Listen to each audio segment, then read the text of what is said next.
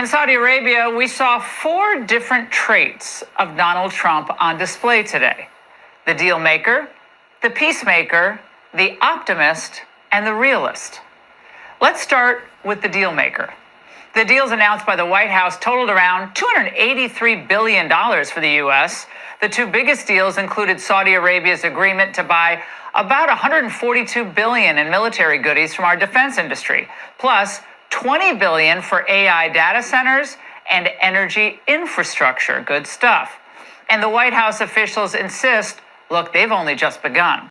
We've only just begun to live, white lace and promises, a kiss for luck and we're on our way.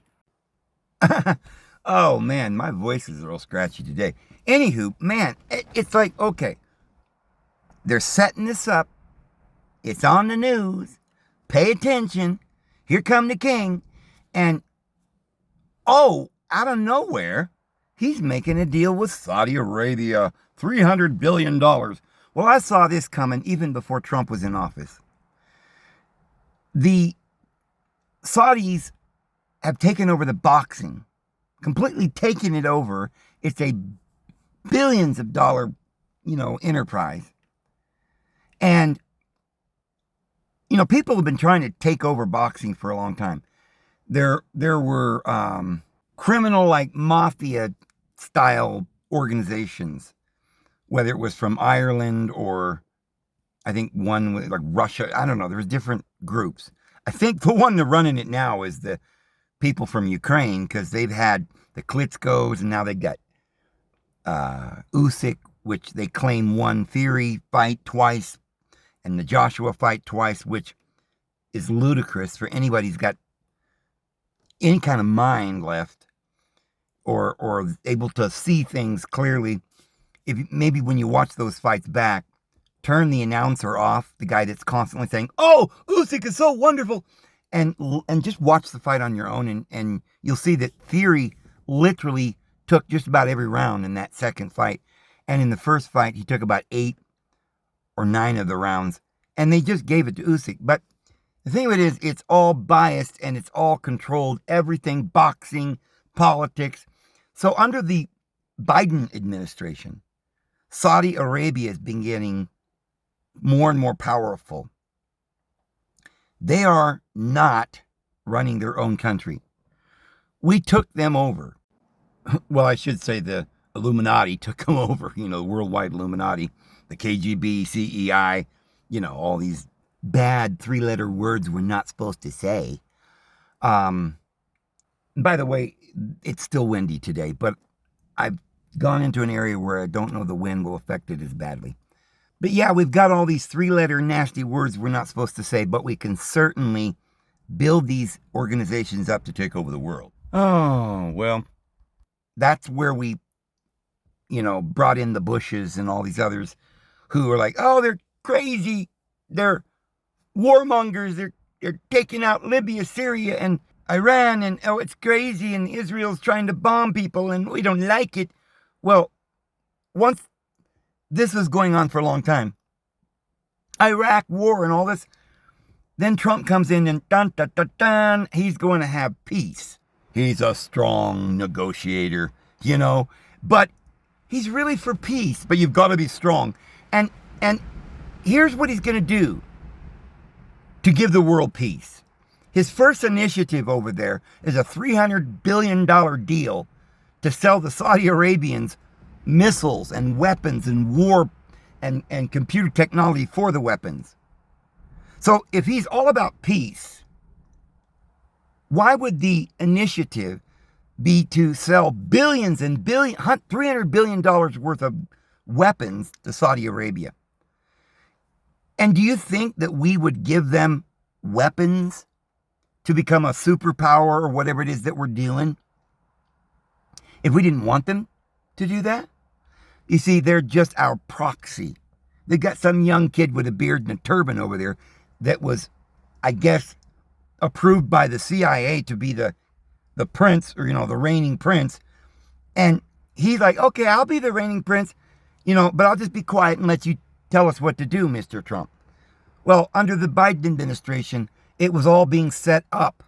Just like during the Biden administration, Elon Musk became the richest man in the world. Guys, Saudi Arabia is just a huge military base that the elite are setting up over there in the Middle East.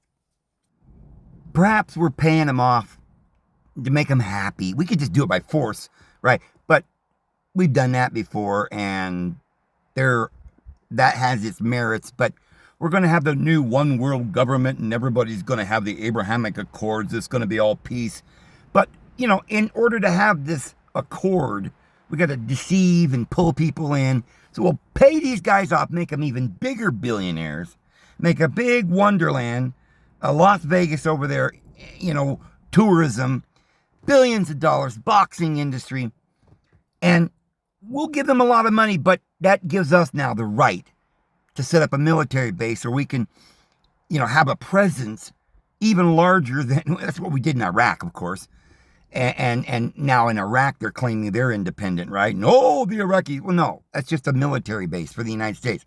So we've got Libya as our military base. We've got Iraq. We've got Saudi Arabia now. I think Egypt's been our military base for a long time.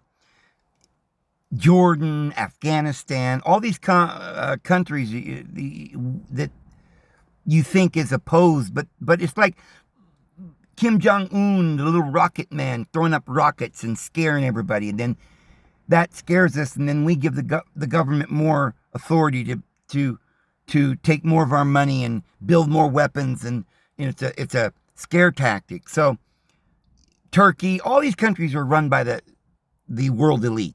They're all run now. It's probably taken them this long to get complete control over all of them. I think they've got it, and they're just going to, slowly put in all the infrastructure to make us happy, plug the little Neuralink in, and bam, we'll all be, yay, one world government. We love it. Oh, we like AI. It tells us all the things we like to know.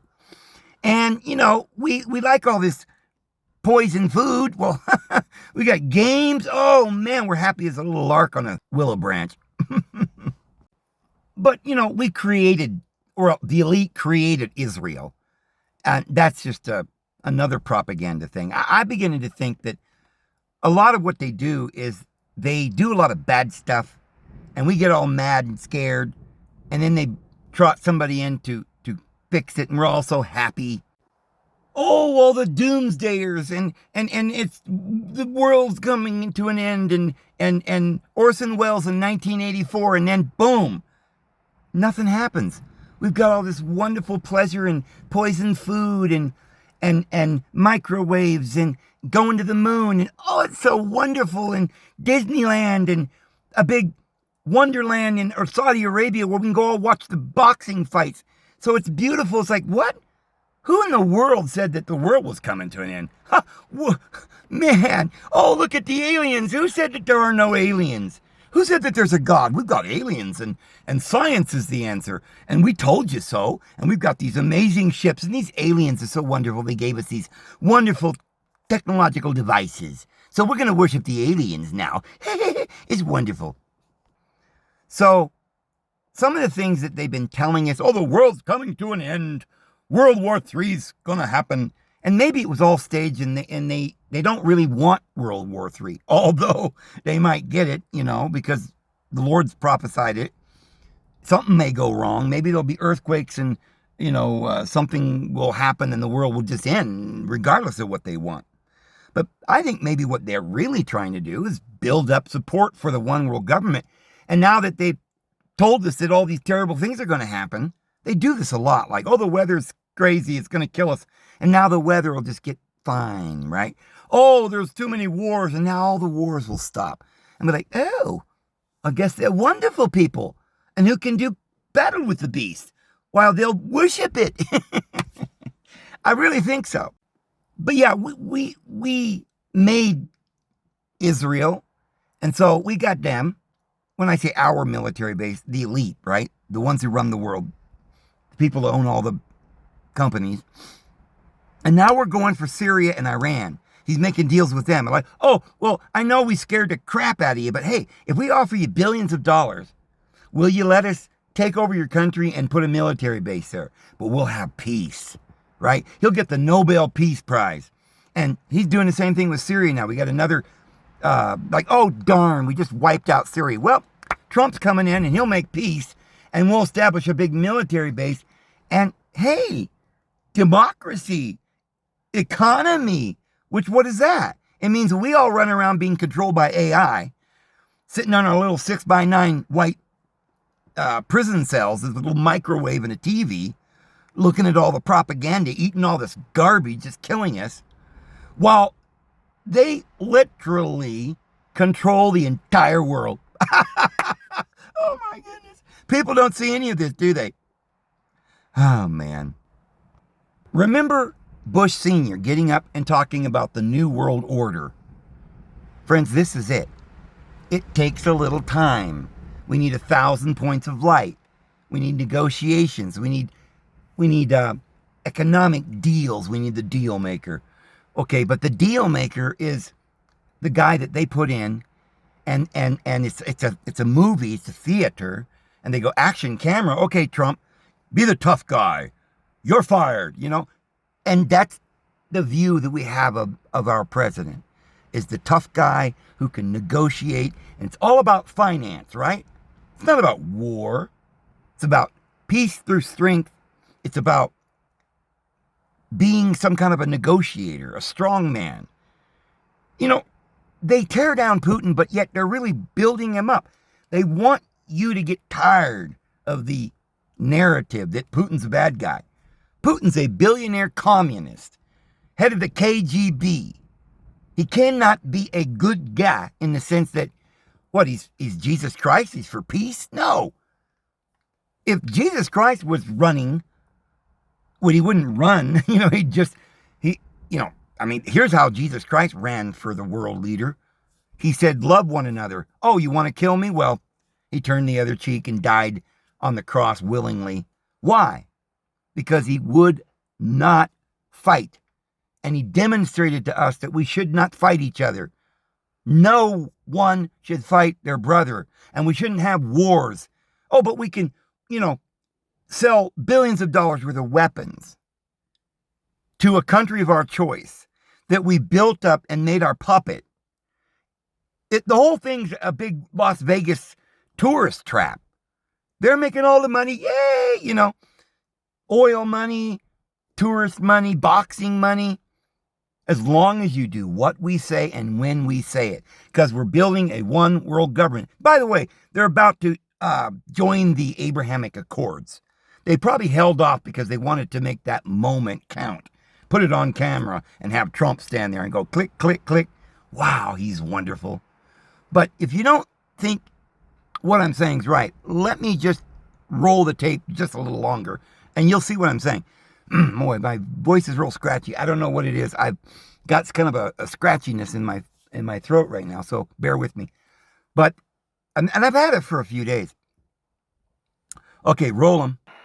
And organizers of the Saudi Investment Forum held today, attended by some of America's top CEOs, also announced a total of 145 deals totaling more than $300 billion. With this trip, we're adding over $1 trillion more in terms of investment into our country and buying our products. And, nobody makes military equipment like us. We have the best military equipment, the best missiles, the best rockets, the best everything, best submarines. The best salesman for America. Isn't that nice? Isn't that nice? Oh, that's so nice. Another 100 billion on missiles and 100 billion on bombs and, labs around the world. Of course, we're not, we're not making chemical weapons or anything like that. But we've got the best rockets. Oh, we got the best guns. We got the best military. We got more armies. We got more technology. And we're spending $1 trillion, the most we've ever spent. But guys, it's all about peace. That's what it's all about. And the Nobel Peace Prize is going to Trump. I guarantee it. Trump's going to shake all her hands and get some, theatrical pictures and run it on the news and have all the naysayers, and he'll win all the arguments, and he'll be so calm and collected, and he'll say, you're fired, you're fired. And then there's one little odd piece out of place. Syria's shaking his hand. They made peace. Iran will probably make peace or something. I don't know, or maybe not. Maybe they'll use that for this part that I'm talking about. But the one guy out is Netanyahu, right? The messenger of Yahweh. That's what that means. Netanyahu he's a crazy man. Why, he's going back into Gaza to fight a war. A war? The entire little strip of land, I don't know, about the size of my property here, it was one big city, right? And it's just gone. It's like New York, but it's gone. It's all rubble. And I don't even know how they get people that could live in it, just pile of rubble for like 10 years. They're literally just living in rubble and dropping food down so they can stay alive. You know, like they have to fast for a few months. They're hungry. And then they'll drop some food for a while, maybe some clean water once in a while. And then boom, little photo op. And then Netanyahu says, oh, we're pissed off, and now we're going to blow up that rubble again. And here's this little pile of rubble, and you see all the dust and the people dying. And it's like, perhaps it's not, I don't even think it could be real. It's not possible. We don't ever see on the ground pictures of everything's going on. We see the rubble, just like we did in Syria. It's probably a photo op. But one way or the other, and they may include Iran in this little equation, but one way or the other, everything that Trump does and all the Abrahamic Accord and the agreements and the smiles and the photo ops, but there's going to be another last war, the Battle of Armageddon. And it's going to start with Israel.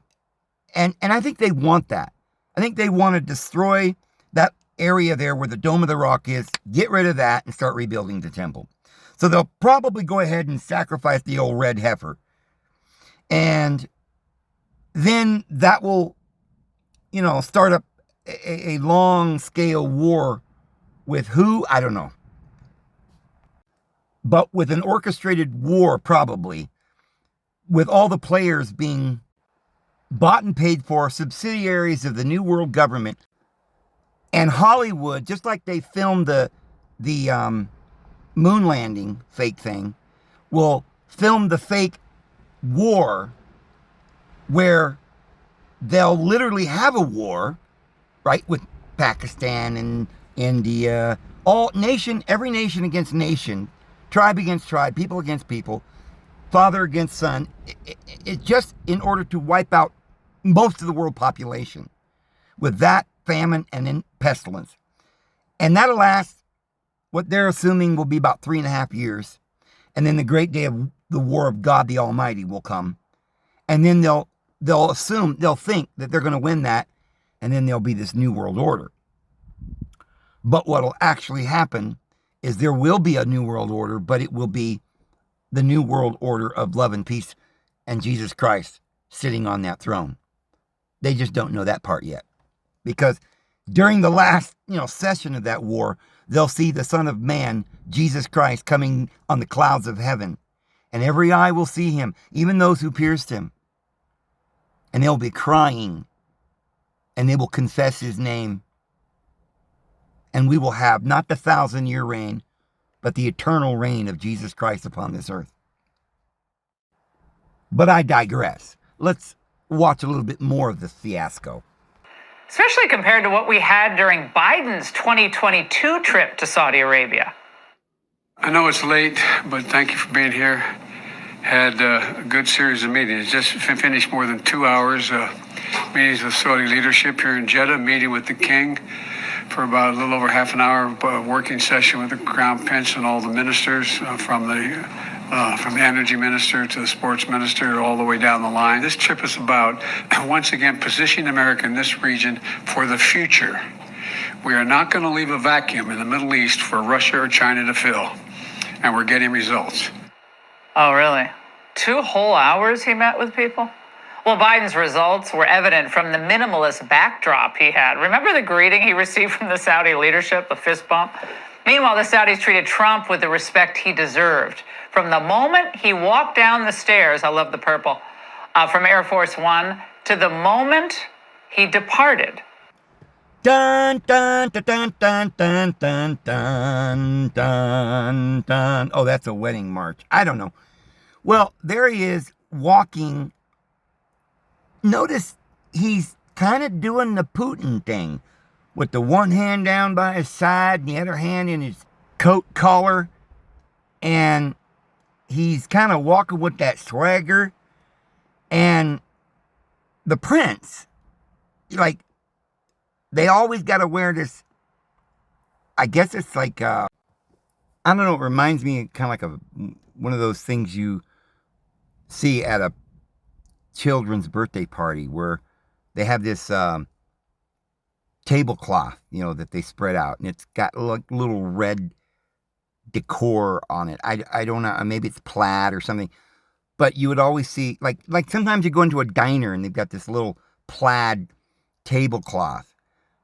Well, they wrap those things around their head, and then they put like one of those hoops, like embroidery hoop. I remember as a kid, my mother used to have these embroidery hoops, and she'd sew little designs on the face of it. I guess they take that little hoop and they put that on top of the red plaid checkered, whatever it is, tablecloth, and they drape that down over their head. And that's just what they all do over there in Arabia. They all got to wear these napkins over their head with embroidery loops on top. It's kind of like Jews who just got to wear little beanie caps whenever they approach a wall. And then they start making this little motion like back and forth, and then oh, great wall, I love you. Oh, great wall, may I kiss you, please? Oh, answer all my prayers, oh great wall. Oh, how I long for the day when you shall become more than just a wall, and we can erect this great altar where we can sacrifice all the animals on it again. And who knows, maybe we'll get to sacrifice some humans. Some of these Gentiles could go up there and get their head right off, because that would be fun. And then we'd all be happy. And there'd be peace in all the world. If we could only bring back the great days of old. Oh, Abraham, bring us your son Isaac and we'll cut him up. This time we'll get away with it. The Lord won't stop us this time, I guarantee it. But enough of this wonderful reminiscing and all these facts and truths that we're laying on you here. Let's listen a little bit more to what the lady in red says, Doesn't she have a really kind of a long face? And then she has this big thick hair. They always get the thick hair, right? They go to the beauty parlor before they go on, and they're always wearing, I guess that red thing she's wearing is the woman's version of the suit coat, but they don't wear black. See, they think they're being equal because they get to wear a suit jacket, but it's not a suit jacket.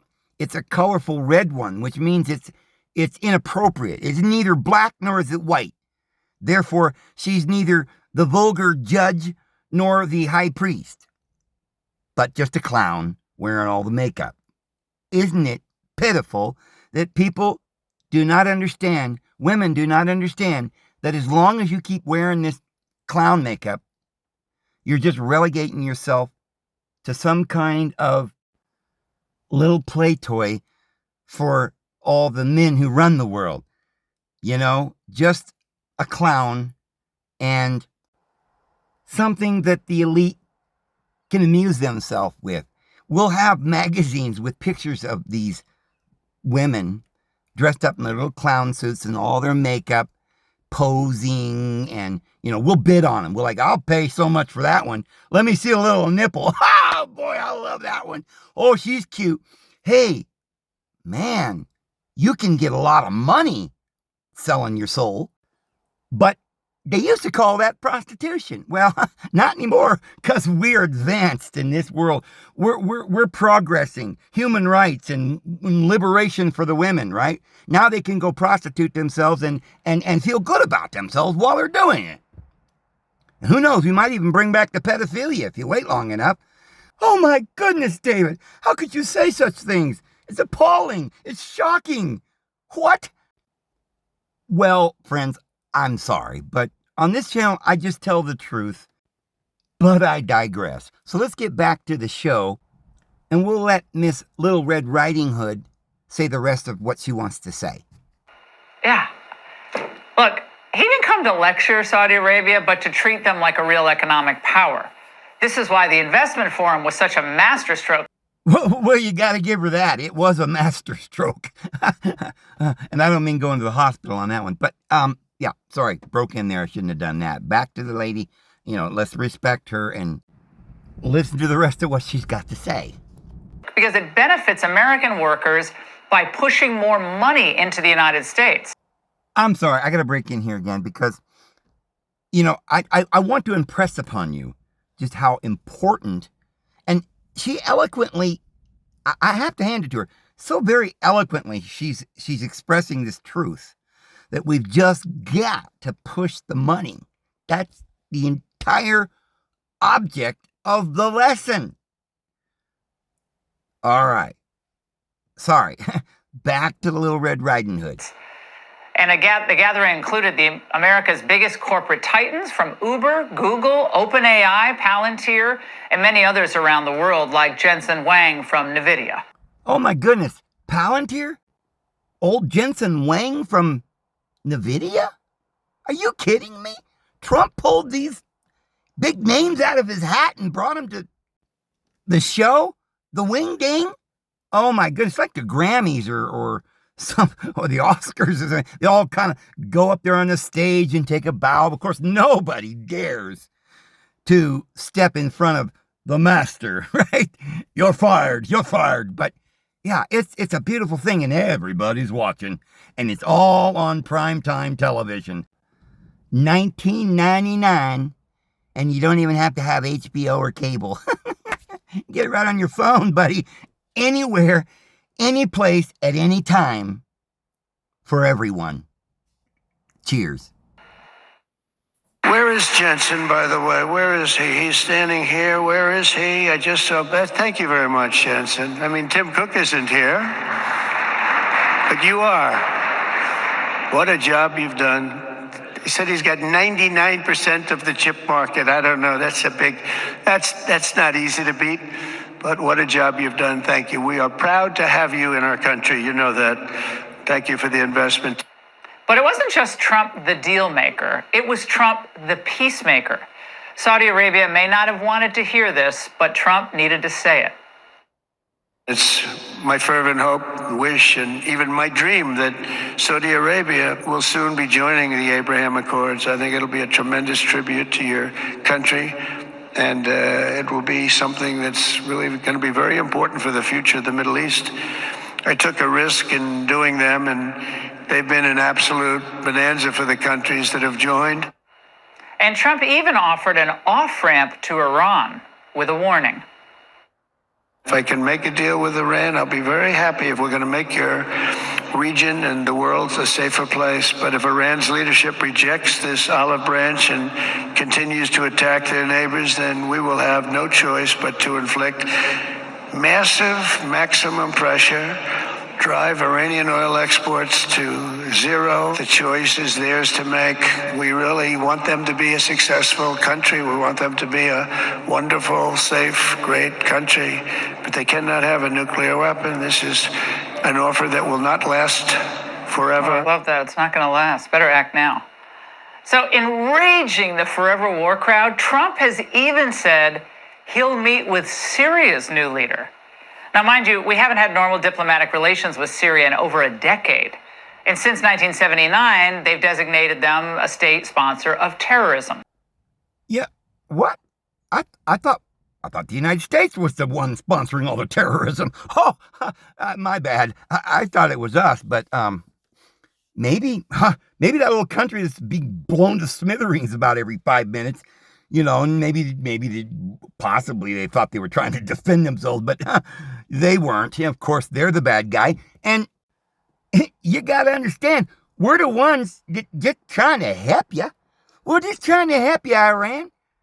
But but we're not going to let you defend yourself. But if you're willing to submit to our rule over you, bow down or else you will die. And if you won't, well, okay, then we're going to have to destroy you. But we're the peacemakers, and you, my friend, are the terrorists. So. But President Trump announced an end to sanctions there in order to give peace a chance. And that starts with a conversation. I will be ordering the cessation of sanctions against Syria in order to give them a chance at greatness. In Syria, which has seen so much misery and death, there is a new government that will hopefully succeed in stabilizing the country and keeping peace. That's what we want to see. Now, as uncomfortable as this makes official Washington, people who can't think outside their bubbles. Oh, wow. Okay. I'm looking at this lady in red and her long little gaunt face, and I see this little bubble of blondness around it. And I'm not sure she's aware of this little bubble, and she probably can't think outside of it. But I'm sorry, you're an idiot. And just about everybody else that's, running around, yay for peace, hey, the wicked witch is dead, yeah. Well, don't worry, Dorothy, just click your heels together 3 times and you'll be back in Kansas in no time. And Toto, too. I'm going to ask this tonight. What is the alternative for the United States? Because we've had decades of war and interventionism and lectures and military tensions. None of it's worked. If anything, in many cases, we made matters worse, including for ourselves. Trillions of dollars wasted, thousands of lives lost. Never get them back. And that brings us to Trump, the realist.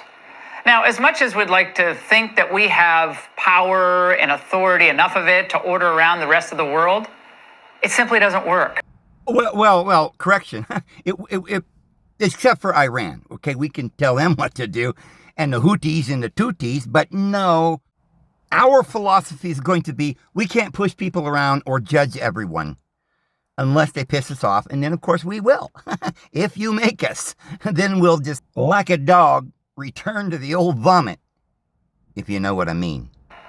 We end up offending potential allies that we may need down the road for our own security. And because he's Trump, he couldn't resist reminding everyone of the failed strategies of his predecessors.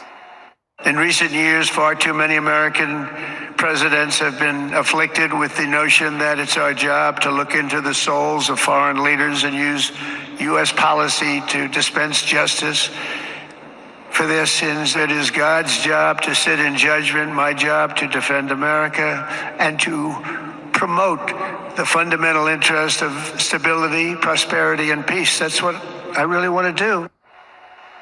Now, how can liberals be against this? They used to be anti-war and pro-peace. When was that, Miss Little Red Riding Hood? Are you speaking of BC? Was that when Athens, the democracies, there were saying, oh, we're going to have philosophy and love and worship Aphrodite in the great temple. But we don't agree with that. We're not going to go that far, right? We don't want that kind of peace. We want our kind of peace. And on our terms. Nothing less. But because Donald Trump is better at peace than they are, they're suddenly for war? What? Yeah. Again, what? We don't have to love everyone we work with. We're never going to. But we do need to be realistic about meddling in other countries' affairs. As I've shown repeatedly, I am willing to end past conflicts and forge new partnerships for a better and more stable world, even if our differences may be very profound, which obviously they are in the case of Iran. I have never believed in having permanent enemies. I am different than a lot of people think. This is bold and it's refreshing. Oh my God, it's bold and refreshing. Man, give me a Fresca, please, or a Sprite. I'm just refreshed. It's just refreshing to see this. Old man standing up there speaking the same garbage that every other president has said since time immemorable, clear back to President Abraham Lincoln before he was assassinated.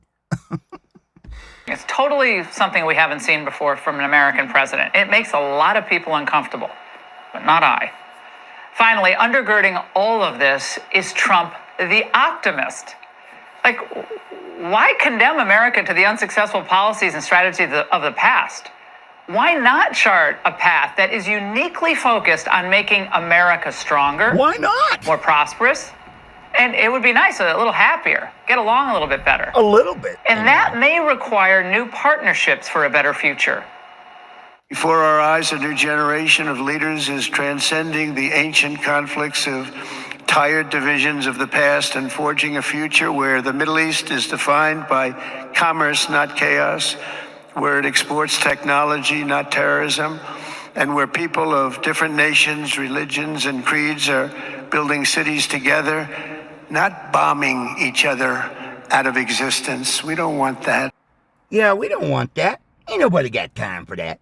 Man, I saw that there was a fire and there was smoke, and I was like, oh, Lord, no. Ain't nobody got time for that. So, we're going to try peace for a while. We'll give you a couple of weeks or maybe a couple of months. Let's see, what time is it? When's the tribulation start? Oh, well, it ain't quite here yet. So, we're going to give you a couple of weeks to get down on your knees and grovel a little bit and show your fruits of repentance. And if you, get down and grovel enough, we might just forgive you. But don't you ever try to defend yourself, speak up, and promote your own countries or your own values, and just get down and bow down to the beast. For the world shall wonder after the beast, and they shall say one to another, who can do battle with the beast? And they shall all file in line down to the... What is that? It's not a bread line. There's no famine. Oh, they're all going down to get the mark upon their hand or their forehead so they can all participate in the kingdom of Trump. That sounds more like a rooster. But anyway, maybe it's time to wake up. That new world order that Jehovah's Witnesses have been talking about for 150 years now? I don't know. Maybe it's actually about to happen now, even though all that generation just died. But your sayings are too hard to hear. And he said to his disciples, are you going to leave me too? And they said, no, Lord. Where else shall we go? You have the sayings of eternal life in a great central computer chip inside of a great computer called the Beast. And we're all going to be inside of a drawer hooked up to a Neuralink. And we're going to have the greatest fantasy we've ever had. All the pleasure you want. Oh, buddy, it's going to be great. We won't have to go anywhere or see anything or do anything. We'll just be resting away in peace.